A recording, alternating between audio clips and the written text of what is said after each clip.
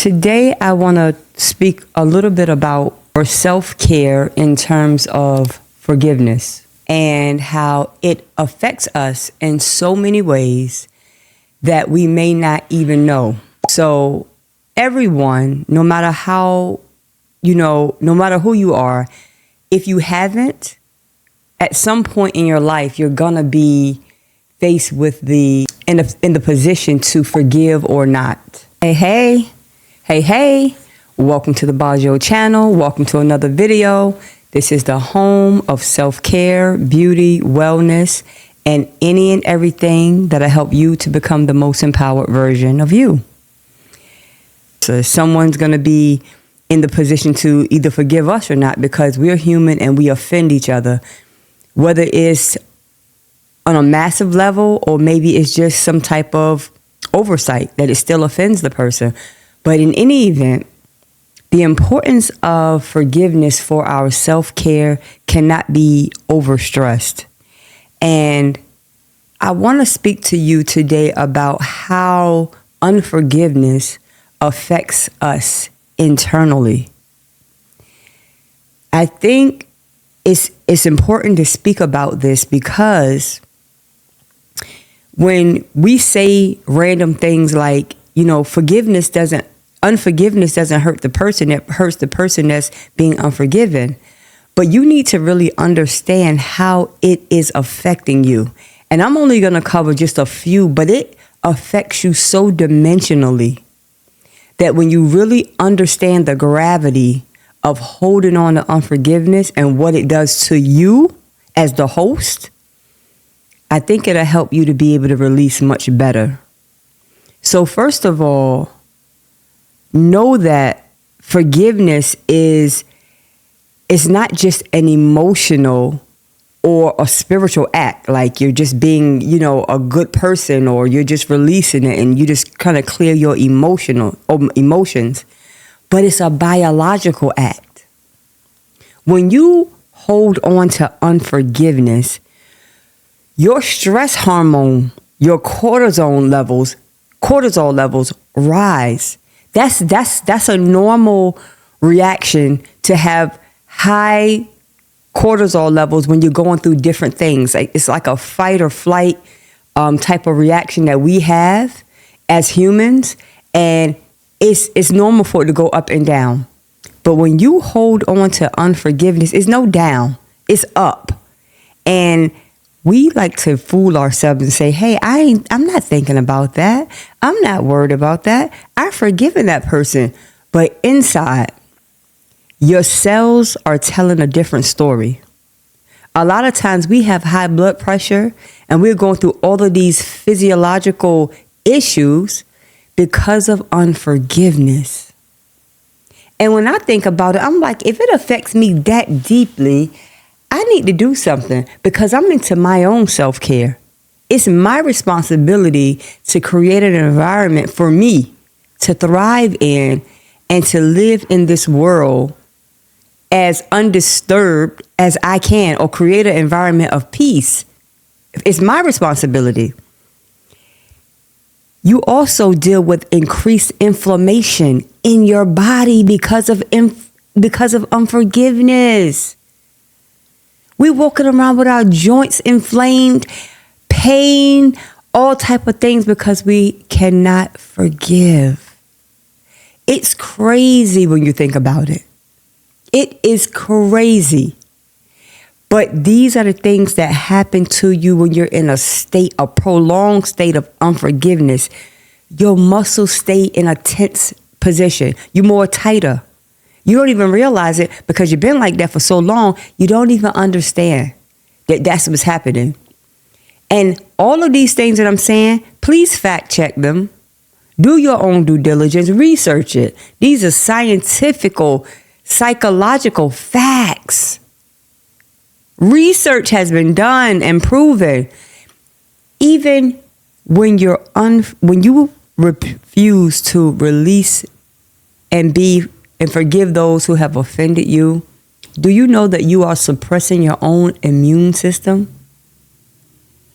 Your body's ability to fight off infection and disease you're suppressing it because your body is not meant to stay in that state of unforgiveness. And I'm going to be honest with you. It had this information, when I found out about it years ago, it changed me. It really did. Because I reason like this. If that person or that situation have already egregiously affected me, and me holding on to that offense, it affects me even deeper. So now I'm perpetually in that state of hurt and harm. Now the offense has passed in the sense of the actual offense, but because I'm holding on to it, I'm sending a signal in my body that I'm literally being counterproductive towards myself. Like my body is fighting against itself when I'm in that state. You put yourself in an autoimmune situation because now your body is not going to do what it's supposed to do because it has to manage that unforgiveness. It's so deep. It's so deep that it just blew my mind. And I'm like, I had to reason to myself. I'm like, okay, this is not worth it.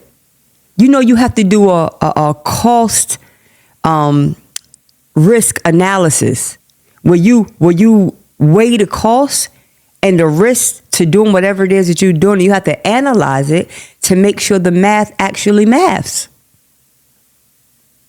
And oftentimes it does not. And one of the hardest things to do in your self-care journey is to be honest with yourself. That is it right there.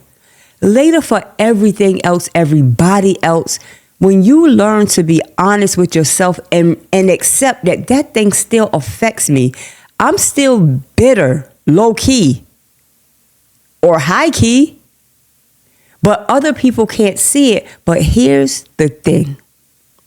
It doesn't matter who can see what, right? Your body can feel it on a cellular level, and it begins to manifest as dis-ease in your body. That, my friends, is not worth any of it.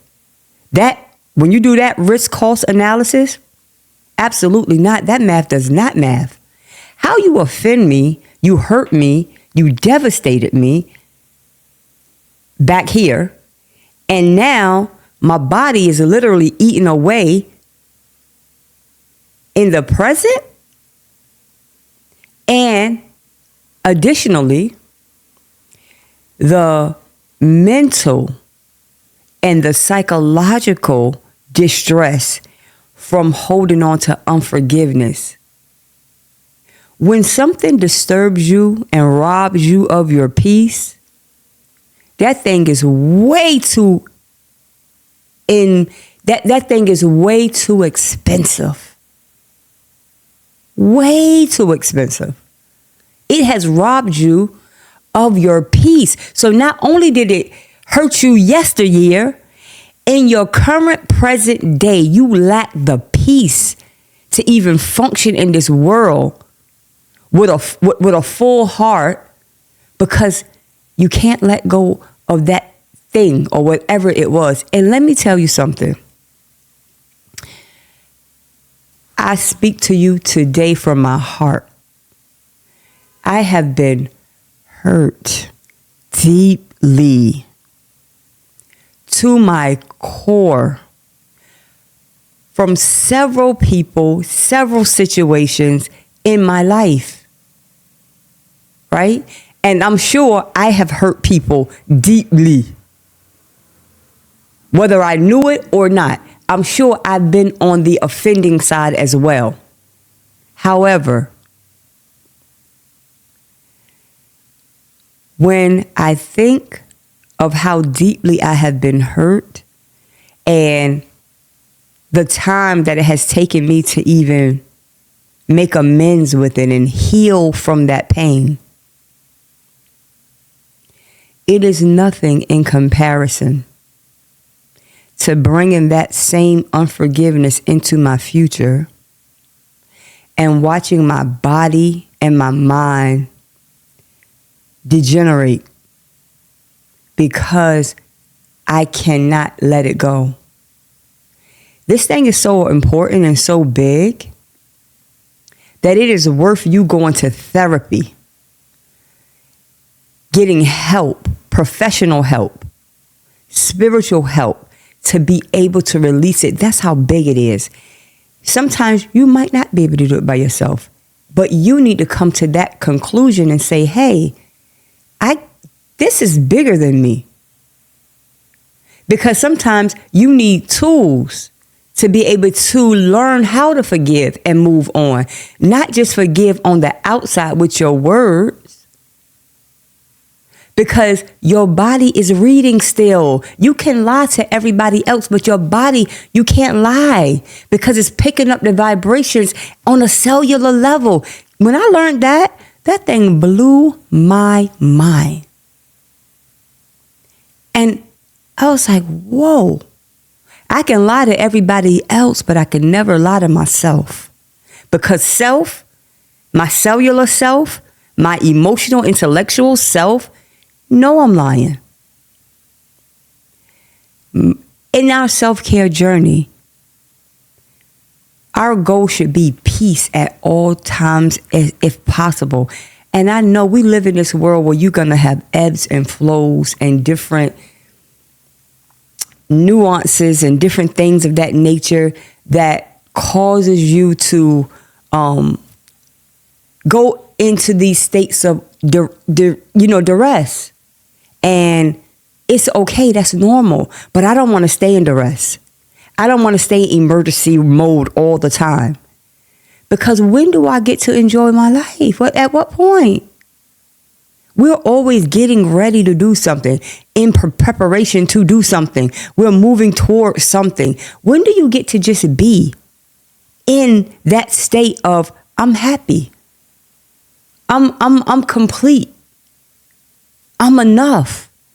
We always got to have this, it's this convoluted way of holding on to things that has happened to us as if the person or the thing is going to be affected by your unforgiveness. No, darling, it doesn't work like that. The only person that's being poisoned is the person that's holding the offense. Yeah?